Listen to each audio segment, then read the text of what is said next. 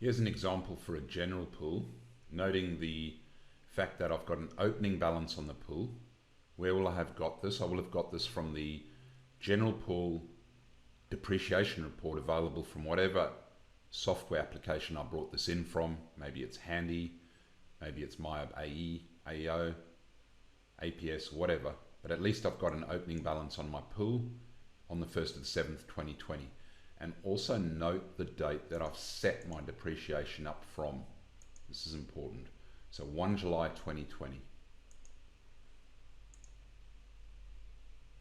I'll point out something else here, just navigating back into the pool, noting how I've configured this. So I've configured it with a type classification of general pool.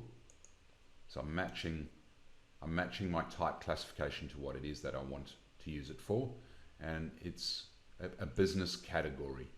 So this is a general pool for a business. You wouldn't use a general pool for anything else. It's only relevant to a business, and in this case it's a business operated in a company. So now that I've got my general pool in place, I'll add the assets into the pool that would have existed there at that date. So whatever assets were in the pool, I need to add them in.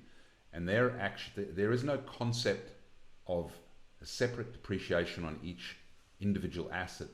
Once assets go into a pool, they lose their individual characteristic and all the values associated with the pool itself.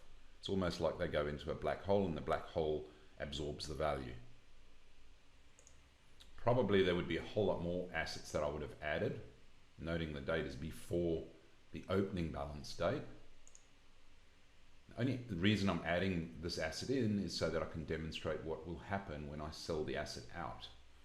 So in this case, let's have a look and see before I do a disposal of the asset, noting that the rule for general pools for 30 June 2021 is that the general pool balance is essentially written off. It's written off to zero, right? So you would essentially take this as your full tax write-off from the general pool.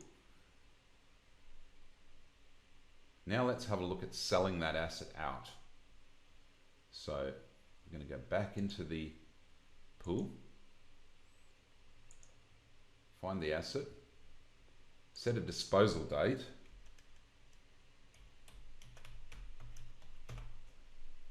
put a value on that.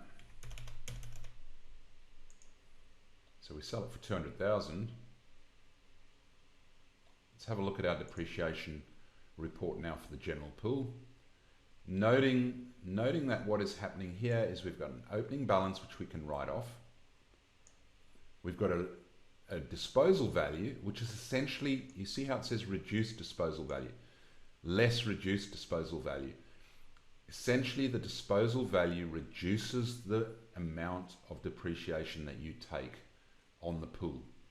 So instead of taking 225,587, you've reduced it by 200,000 because this is essentially a credit. The sale value of the asset being recorded and reducing the absolute quantum that you can take for the depreciation for the pool.